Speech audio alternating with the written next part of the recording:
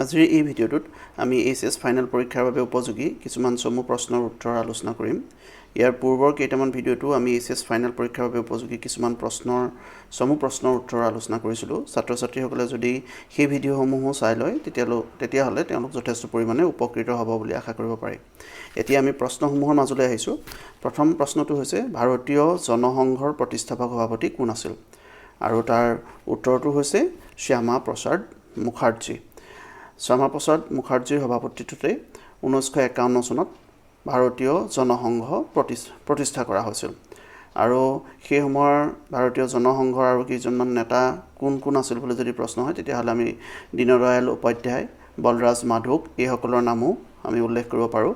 আৰু ভাৰতীয় জনসংঘৰ কেতিয়াবা প্ৰশ্ন হয় যে ভাৰতীয় জনসংঘৰ যিকোনো দুটা উদ্দেশ্য উল্লেখ কৰা, তেতিয়া এটা হৈছে এক জাতি, এক দেশ, এক পৰম্পৰা গঢ় দিয়াৰ লগতে দেশক আধুনিক, প্ৰগতিশীল আৰু শক্তিশালী কৰা, সেইটো হৈছে এটা তেওঁলোকৰ মূল লক্ষ্য। আন এটা লক্ষ্য হৈছে অখণ্ড ভাৰত হিচাপে ভাৰত আৰু পাকিস্তান এক কৰা, এইটো হৈছে তেওঁলোকৰ দ্বিতীয় লক্ষ্য। ইয়াৰ পিছৰ প্ৰশ্নটোলৈ আহিছোঁ। 1952 চনত হোৱা সাধাৰণ নিৰ্বাচনত একে সময়তে লোকসভা আৰু ব্ৰেকেটৰ ভিতৰত আছে ৰাজ্যিক বিধানসভা, ৰাষ্ট্ৰপতি, ৰাজ্যসভাৰ নিৰ্বাচন অনুষ্ঠিত হৈছিল। শুদ্ধ উত্তৰটো বাছি উলিয়াব লাগে আৰু তাৰ উত্তৰটো হৈছে ৰাজ্যিক বিধানসভা। এতিয়া কেতিয়াবা প্ৰশ্ন হয় ভাৰতবৰ্ষৰ প্ৰথমটো সাধাৰণ নিৰ্বাচন কেতিয়া অনুষ্ঠিত হৈছিল? স্বাধীন ভাৰতৰ প্ৰথমটো সাধাৰণ নিৰ্বাচন কেতিয়া অনুষ্ঠিত হৈছিল? তেতিয়া আমি 1952 চন উল্লেখ কৰিব পাৰোঁ।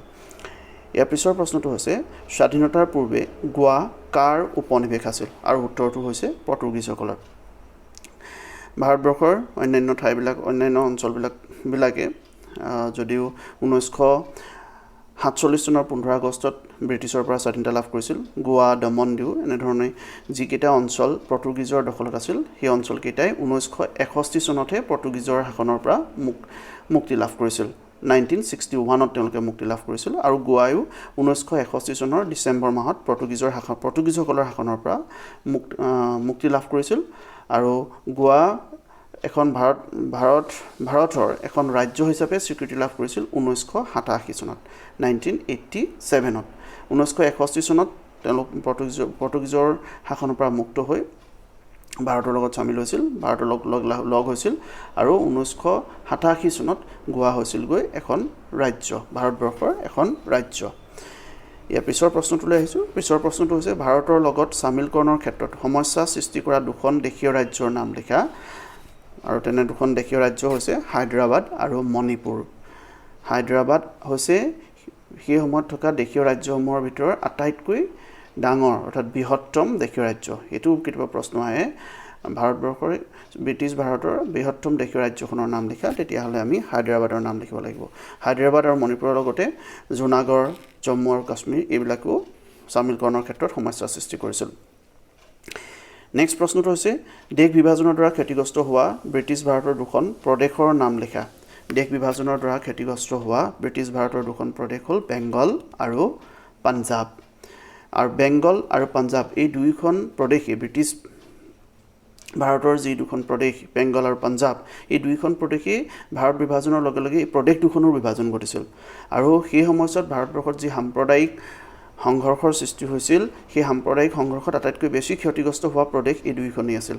আৰু সেই সময়ত এই দুয়োখন প্ৰদেশৰ কেইখনমান চহৰ যেনে কলিকতা, লাহোৰ আৰু অমৃতসৰত সাম্প্ৰদায়িক মণ্ডলৰ সৃষ্টি হৈছিল। এইটো প্ৰশ্ন আহে ভাৰত বিভাজনৰ সময়ত সাম্প্ৰদায়িক মণ্ডলৰ সৃষ্টি হোৱা দুখন বা তিনিখন চহৰৰ নাম লিখা, তেতিয়াহ'লে আমি লিখিব লাগিব কলিকতা, সেই সময় কলিকতা, এই বৰ্তমানৰ কলকাতা, আৰু লাহোৰ, অমৃতসৰ। নেক্সট প্ৰশ্ন ভাৰতবৰ্ষৰ সংবিধান কেতিয়াৰ পৰা কাৰ্যকৰী হৈছে? ভাৰতবৰ্ষৰ সংবিধান কাৰ্যকৰী হৈছে 1950 চনৰ 26 জানুৱাৰীৰ পৰা। আৰু এই সংবিধানখন সংবিধান সভাই গ্ৰহণ কৰিছিল 1949 চনৰ 26 নৱেম্বৰত। নেক্সট প্ৰশ্নটো হৈছে কোন চনত মেঘালয় ৰাজ্য গঠন কৰা হৈছিল? তাৰ উত্তৰটো হৈছে মেঘালয় ৰাজ্য গঠন কৰা হৈছিল 1972 চনত। আৰু সেই বছৰতে উত্তৰ পূৰ্বাঞ্চলৰ আন দুটা কেন্দ্ৰীয় শাসিত অঞ্চলো ৰাজ্য হিচাপে স্বীকৃতি লাভ কৰিছিল, ৰাজ্যলৈ উন্নীত হৈছিল বা ৰাজ্য হিচাপে স্বীকৃতি লাভ কৰিছিল। সেই দুটা হৈছে মণিপুৰ আৰু ত্ৰিপুৰা।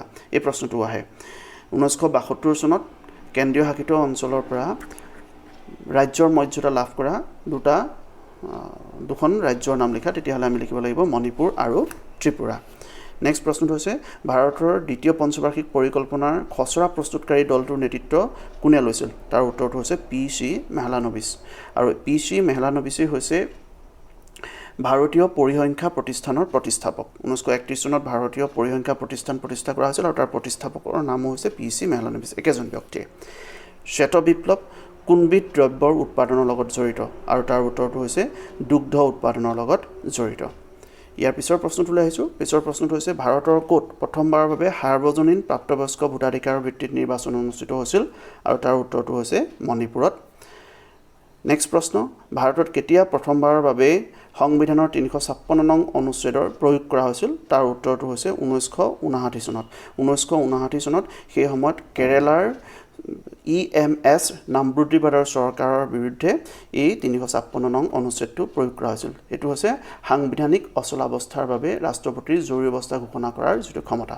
ইয়াত আছে গতিকে বা ৰাষ্ট্ৰপতিৰ শাসন আমি বুলি কওঁ চমুকৈ এই অনুচ্ছেদটো 1959 চনত কেৰালাৰ EMS নামবৃদ্ধিবাদৰ চৰকাৰৰ বিৰুদ্ধে প্ৰয়োগ কৰা হৈছিল EVMৰ সম্পূৰ্ণ ৰূপটো লিখা ইলেক্ট্ৰনিক ভোটিং মেচিন নেক্সট প্ৰশ্নটো হৈছে চৰকাৰী বাজেট দুভাগত বিভক্ত এই দুই ধৰণৰ বাজেট কি কি আৰু তাৰ উত্তৰটো হৈছে পৰিকল্পিত বাজেট আৰু অপৰিকল্পিত বাজেট আজি আমি এইকেইটা প্ৰশ্নই এইটো ভিডিঅ'ত আলোচনা কৰিছোঁ ইয়াৰ পিছৰ ভিডিঅ'টোত আৰু আমি কিছু প্ৰশ্ন আলোচনা কৰিম গতিকে সেই ভিডিঅ'টো যদি ছাত্ৰ-ছাত্ৰীসকলে চাই লয় তেতিয়াহ'লে তেওঁলোক যথেষ্ট পৰিমাণে উপকৃত হ'ব বুলি আমি আশা কৰিব পাৰোঁ ধন্যবাদ